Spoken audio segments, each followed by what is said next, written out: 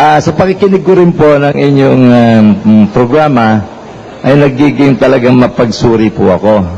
At meron po akong nabasa dito na isang ganap na patotoo ninyo sa inyong programa na kayo nagsabi na magmula ng anlahing tao ay mga namatay hanggang sa kapanahunan natin ngayon, simula sa kapanahunan ni Eva at ni Adan, wala pang taong nakarating sa langit. Yun po ay inyo pong ipinagdidiinan at talagang narinig ko po at siguro marami nakarinig. At ako po naman, dala ng aking kamangmangan, ako po ay nasisiyahan. Pero sa aking pagsasaliksik ay meron po akong mga nabasang mga tao na sa wari ko ay mga nakarating na po sa langit. At ito po ay mababasa po natin doon po sa 11 ng Henesis, 11:27 po ng Henesis. Basahin po natin. Hanggang 29 po. Hindi po. Teka, saglit po lang. Genesis 5:24 po.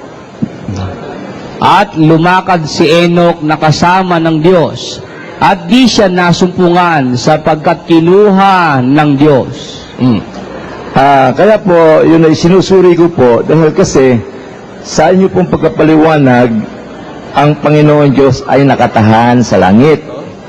At ito pong si Enoch ay kasama ng Diyos, bigla po siyang nawala.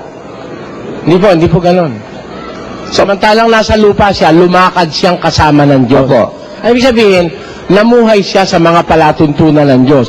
Hindi ang ibig sabihin na ang Diyos bumaba sa langit, sinamahan siya rito. Hindi po ganon ang kahulugan nun. Imposible yung maging kahulugan ng ganon. Yung salitang lumakad siyang kasama ng Diyos does not mean na ang Diyos bumaba, punta rito sa lupa, sinamahan si Enoch.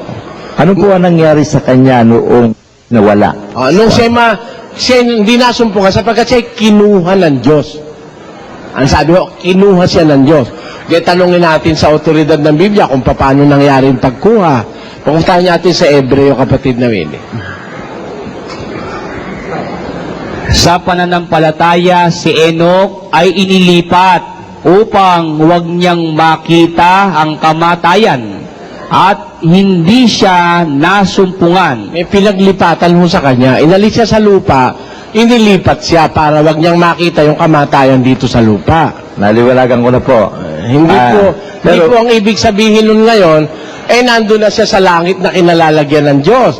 Kasi kung nandun siya, lalabag po yan sa isang matibay na prinsipyo ng Biblia, sa 13. At walang umakyat sa langit, kundi ang nanggaling sa langit.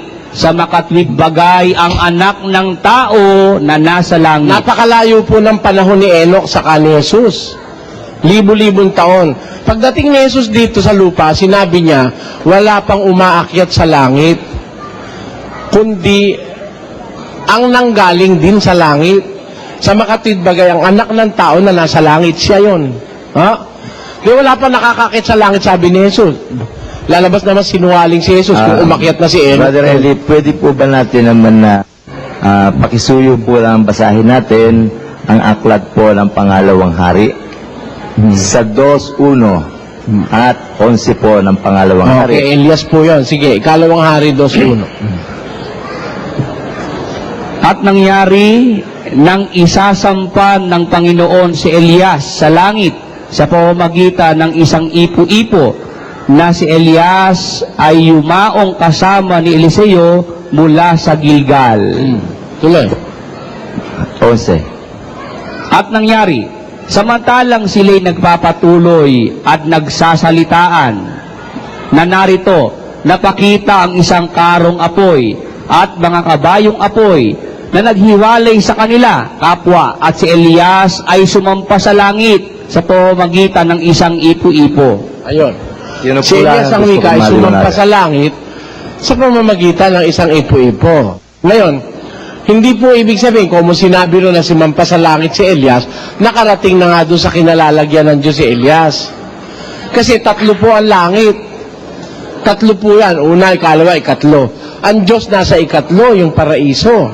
Eh, sumampa lang naman sa langit si Elias. Di naman sinabing, sumampa sa ikatlong langit. Wala nun. Sumampa siya sa langit.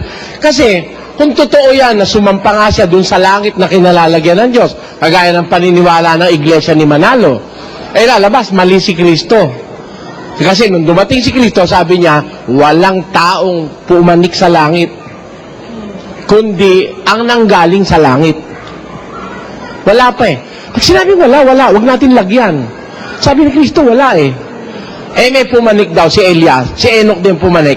Tama, sa langit, pero hindi sinabi doon sa ikatlong langit. Kasi ang paraiso po, nasa ikatlong langit. Pakinggan nyo. Nakikilala ko ang isang lalaki kay Kristo na mayroon ng 14 na taon, maging sa katawan, aywan ko, o maging sa labas ng katawan, aywan ko. Diyos ang nakakaalam na inagaw hanggang sa ikatlong langit, na kung paanong siya inagaw sa paraiso. Sa ikatlong langit, inagaw siya sa paraiso. Kaya yung paraiso, nasa ikatlong langit. Ibig sabihin, 3 pala langit. Una, ikalawa, ikatlo. Yung paraiso, ang pinakamataas na langit, nandun ang Ama, nandun si Jesus. Eh wala pa ikang umaakyat doon, sabi ni Jesus, kundi yung nanggaling din doon. Oh, intendimiente, saan galing si Jesus? Galing siya sa sinapupunan ng Ama. Galing siya sa Diyos. Asa ng Diyos? Nasa paraiso sa langit. Nasa ikatlong langit. Doon ang galing si Jesus. Wala pang pumapanik doon, kundi yung nanggaling din doon. Si Jesus ngayon. Eh pumanik din si Elias. Pumanik din si Enoch. Eh di hindi doon.